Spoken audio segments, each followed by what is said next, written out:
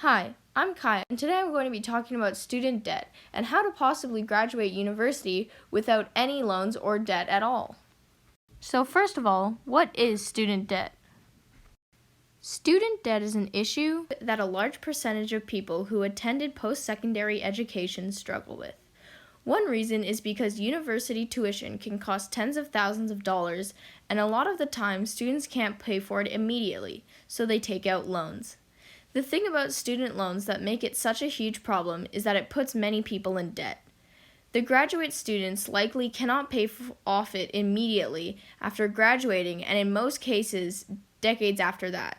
In fact, many young and middle-aged students still have thousands of dollars in debt, but they also have families with children. So how do student loans work? If you qualify, the government pays you an interest on your loan while you're in school, so your balance does not grow. However, once you graduate, the interest becomes your responsibility.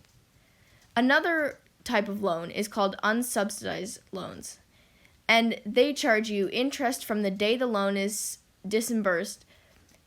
Since you aren't required to make any payments, the interest will build up and you'll graduate with a loan balance higher than you started with. Some people have $30,000 in debt, and some people have over $300,000 in debt. And due to the interest, the number will likely go up faster than the person can pay it off. So as high school students, is there a way to go to the university of your dreams with having little to no student debt?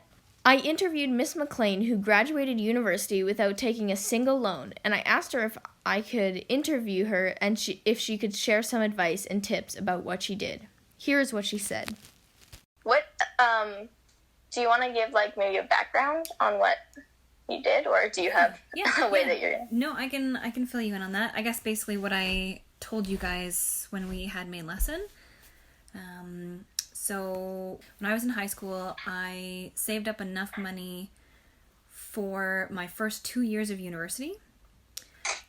And then I worked for the summers in between university to save up enough money for third year and fourth year. So I graduated essentially university without any student debt, which was fantastic because I didn't have to pay interest on that debt afterwards. And then it allowed me to start saving for other things as soon as I started working, like a house. I did a 4-year bachelor's degree at the University of Ottawa. In biochemistry, so just like a usual Ontario university with a usual science degree. Mm-hmm. So now the big question for why we're all here is, how did you save that much? The way that I went about it, and there's lots of different ways that you can go about it, was in grade 9 I sat down and did a budget in terms of how much approximately would I need each year. And you need to think about things like tuition, books, housing, food, transportation, and then just general, spending money. You're going to need a new pair of pants. You might, want to go out for dinner or, go to a movie, that sort of thing. So I did a general budget, and then I sat down with my parents and said, okay, this is what it's going to be per year approximately. And they said, okay, great, let's add 10% to that as a buffer. And we kind of talked about, what they were willing to contribute. And they said if I was living at home, they would still pay for my, the roof over my head. So that they said that they would be willing to contribute my housing cost. And then I would cover everything else, tuition, books, travel, everything else. So I had this number that I needed approximately $30,000 for the 4 years, minus my housing costs.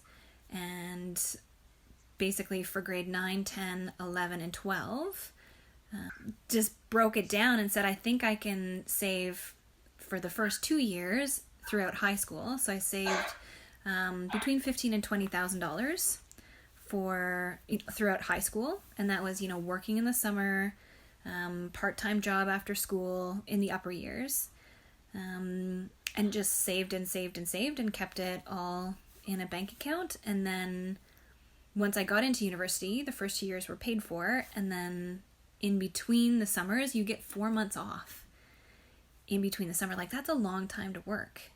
That's twice the amount of time that you get now in high school, meaning that you could save, if you're working and working a pretty good, decent job, you could save twice the amount of money in a summer.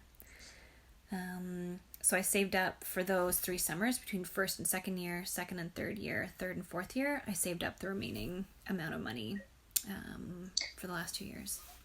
So did you know exactly where you wanted to go in grade 9 and what you wanted to do? No, absolutely not.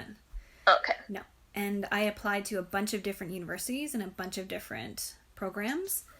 But in general, most university tuition is about the same. What kind of job did you have in order to save up for like that $20,000 or $15,000 by the end of high school? Like, did you have a minimum wage job? Yep. Was it just? Yep. And how often did you work for that? I mean, during the summers, I worked all summer. So as many shifts as I could get, 5 or 6 days a week. During school, I would work maybe 1 night a week and 1 day on the weekends. Oh, okay. And then obviously during breaks, I would pick up extra shifts. And then if it was busy during exams, I would get rid of shifts. And the biggest thing with that is usually the question, well, then how do I get all my homework done? Yeah. And the way that you do that is you use every spare 15 minutes possible. So if you get into class and you sit down and you're like, oh, I have 15 minutes, I can get, 5 of those 15 math questions done.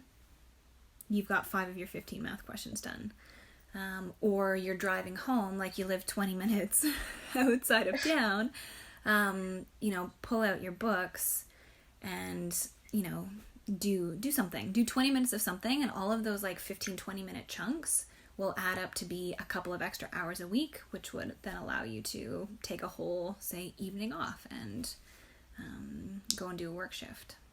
So how often did you, hang out with friends or just have free days? At university?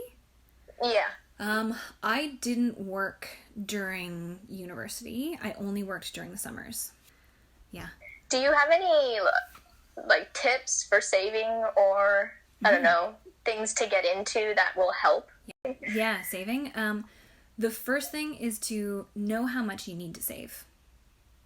Like, that's the first thing. If you're like, I need to save $50, then it's like, oh, cool, I can, throw in $1 here, like that sort of thing. Or I need to save $50,000. It's like, ooh, do I really need that new pair of shoes? Or do I need to save $50,000? That's the first thing, is know how much money you need to save. And that will give you a goal, and that will help you in your day-to-day decisions, whether or not I want to go for ice cream or I want to save that $5. The next thing you can do is, it depends on how you want to save your money, but talk to your parents and see if you have an RESP, a Registered Education Savings Plan. Some parents start them for kids when they're young. That's awesome. If they haven't, no problem. You can start one for yourself. And what that is that's a bank account that you can either put regular contributions, $50 a month, $1,000 a month, whatever you want, and it'll take it right out of your bank account. You can even time it so that it comes out when your paycheck goes in. So your paycheck goes in every other Friday. $100 comes out every other Friday, and that money just never sits in your bank account, so you can't actually spend it. The other cool thing about an RESP is that the federal government, so the Canadian government, will give you money when you put money in every year, and it's 20% of your contributions up to $500 a year. So for instance, if you are able to save $2,500 a year into an RESP, which is pretty doable if you're working in the summer, the federal government will give you $500. Oh, so can you talk or consult depending on your amount that you're putting in, or? What they'll do is they will just match each contribution at that 20% up to a maximum of $500 a year. Oh, okay. Yeah. So, it's free money. Mm-hmm. And if you do it for a couple of years in a row, let's say you did it for all of high school, That's $500 for grade 9, 10, 11, 12. That's $2,000 that you didn't have to save yourself. And it encouraged you to save as well. Exactly. So that would be the first thing that I would look into. If your parents already have an RESP started for you, you can look at a tax-free savings account, a TFSA. And that's just kind of a middle range growth. It's usually around 4%. And all of the interest that you make on that money, or all the additional money that you make on your money sitting in a bank account, you get as tax-free. So those would be the two options that I would look into in terms of like vessels for holding your money until you're ready to go to school. What would be some tips that you would, or advice that you would give to like the grade 9s and 8s? In high school, I would say you don't have to know what you want to do in post-secondary. You just have to know that you want to do something more than high school, and that's enough to start saving. On that note, someone once told me, your dream school isn't the one that looks the nicest or the most aesthetic. It is the one you can pay for without student debt. So just remember that, and I wish you all good luck.